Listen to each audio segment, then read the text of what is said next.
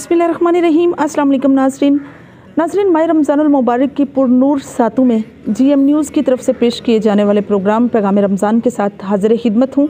और इस वक्त हमारे साथ जो शख्सियत मौजूद हैं चौधरी ज़ीशान यूनुस टांडा साहब हैं, जिन्होंने अपने इलाके के लिए एक नौजवान होकर अपने इलाके के लिए बहुत अहम रोल अदा किया। समाजी नुक्ता नज़र से अगर देखा जाए तो उनके वालिद गिरामी का भी एक अहम रोल रहा, माशरे में उन्होंने बड़ा अहम रोल अदा किया समाजी नुक्ता नज़र से। इसी समाजत को लेकर चलते हुए चौधरी ज़ीशान यूनुस टांडा साहब ने अपनी लेगेसी को किस तरह से कायम रखा। चूँकि रमज़ानुल मुबारक है, काफ़ी सफ़ेद पोश घराने ऐसे हैं जो बड़ी मुश्किल से गुजारा कर रहे हैं, उनके लिए बेसिकली आज हम पैगाम रमज़ान में ज़ीशान यूनुस टांडा साहब से पूछेंगे कि सियासी और समाजी वर्कर होने के नाते, एक समाजत से रिलेटेड ख़ानदानी होने के नाते आपने क्या क्या सर्विस ऑफ ह्यूमैनिटी की। चौधरी ज़ीशान यूनुस टांडा ने हेल्थ, एजुकेशन, कोई भी सेक्टर हो, वाइट कॉलर लोगों का कोई भी प्रॉब्लम हो, स्पेशली अगर किसी गरीब की बेटी की शादी हो, कोई भी ऐसा मामला है तो उसमें बढ़ चढ़ कर आपने सपोर्ट किया। काहे अगर वो मामला पेशेंट्स के लिए हो, अगर कहीं वहाँ मशीन की किसी की ज़रूरत हो, भले वो ECG मशीन है या कोई और चीज़ है, तो उसके भी प्रोवाइड करने में बड़ा अहम रोल अदा किया। एजुकेशन सेक्टर में अगर यूनिफॉर्म्स वगैरह या बुक्स की बात हो तो वहाँ भी उन्होंने एक अहम रोल अदा किया है। और अगर हम वाइट कॉलर लोगों की बच्चियों की शादी की बात करें तो उसमें भी उन्होंने अपने अहले इलाका के लिए बड़ा अहम रोल अदा किया। तो आइए नाज़रीन, आपकी मुलाकात उनसे करवाते हैं और साथ ही पूछते हैं लेगेसी को संभालना किस तरह से वो लेकर चल रहे हैं अपनी तमाम जिम्मेदारियों को। अस्सलाम वालेकुम जी, कैसे हैं आप? जी वालेकुम सलाम, बहुत शुक्रिया मैम आप इधर आई।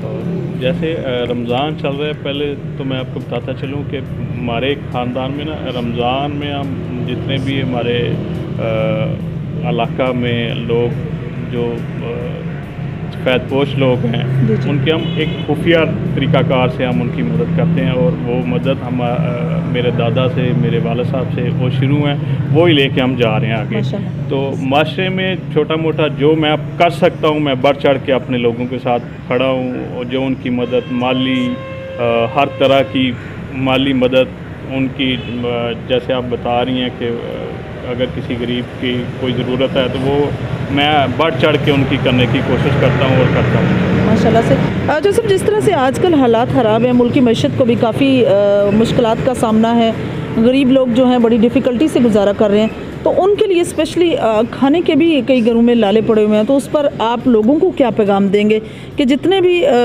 खाते पीते घराने हैं, जितने भी मुहैयर हजरात हैं, उनको किस तरह से लोगों के साथ कोऑपरेट करना चाहिए? नो डाउट जितनी महंगाई है इस मुल्क में और जिस तरह का ये दौर चल रहा है, इसमें हमें सब लोगों को चाहिए जो हम अच्छा खाने वाले लोग हैं, अपनी ज़िंदगी अच्छी तरीके से गुजार रहे हैं, हम कोशिश करें कि अपने आप को थोड़ा पीछे करके अपने हमसाए को, अपने अमलेदार को, अपने गांव के लोगों को जो शाम का खाना नहीं खा सकते, जो मरीज़ हैं मेडिसिन नहीं ले सकते, हम खुफिया तरीक़ाकार से किसी की इज़्ज़त भी मजरूर ना हो। हम जिस तरह मैं समझता हूँ कि मैं बढ़ चढ़ के कोई तस्वीर बनाने के बगैर मैंने एक लिस्ट बनाई हुई है और उस लिस्ट पे मैं अपने लोगों को खुफिया तरीक़ाकार से उनकी मदद कर देता हूँ। मैं चाहता हूँ मेरे दोस्त, मेरे जो इलाका के मुहैयर हज़रात हैं, उनको भी चाहिए कि रमज़ान मुबारक में ऐसे लोगों का ज़रूर ख्याल रखें कि जो किसी को कह नहीं सकते लेकिन वो खामोश हैं, अपने घर में बैठे हैं, उनकी मदद बढ़ चढ़ के करनी चाहिए। बिल्कुल सही। अच्छा, सब ख़ानदानी लेगेसी को संभालना मुश्किल है, क्या आपको कभी भी कोई मुश्किल दरपेश आई हो फैमिली की तरफ से, या किसका ज़्यादा कंट्रीब्यूट रहा आपकी फ़ैमिली में आपके साथ लेगेसी को संभालने में? जिस तरह से माशाल्लाह से आपके दादा या आपके वालिद गिरामी का एक नाम है और हमेशा कायम दायम रहेगा। मेरी फैमिली में जी मेरे सारे कज़न्स, हम जो भी काम करते हैं सारे मुशावरत से करते हैं और कोशिश करते हैं। हम साल बाद कोशिश करते हैं कि सारे कज़न्स मिल के आपस में कोई खाने का ऐसा अरेंज कर सकें जिसमें ज़्यादा से ज़्यादा तकरीबन 5-7 हज़ार 10 हज़ार लोगों को गांव में या कोई खाना तकसीम करें, क्योंकि आप जितना तकसीम करते हैं अल्लाह की ज़ात उतना ज़्यादा आपको देती है। तो जब आप किसी गरीब की कुछ थोड़ी सी भी हेल्प करेंगे ना, एक दिली सुकून मिलता है इंसान को। तो मैं चाहता हूँ कि जितने भी दोस्त अहबाब मेरे हैं उनको भी चाहिए कि लोगों की हर तकलीफ़ में उनके साथ शामिल हों और जितनी मदद कर सकते हैं वो लोगों की करनी चाहिए, क्योंकि रमज़ान मुबारक में तो इसका दर्जा बहुत बढ़ के है। इस बारे में मैं ये कहना चाहूँगी कि कुछ लोगों की ये राय होती है कि फ़ितरा जो है वो बिल्कुल ईद के नज़दीक दिया जाए, उनको आप क्या पैगाम देंगे? क्योंकि वाइट कॉलर लोग जो हैं उनका यही वक्त है कि उस बच्चों के लिए कोई चीज़ ख़रीद सकें, कपड़े, जूते या कुछ भी वो अपना जो है वो कर सके। क्या पैगाम देंगे आप उन्हें?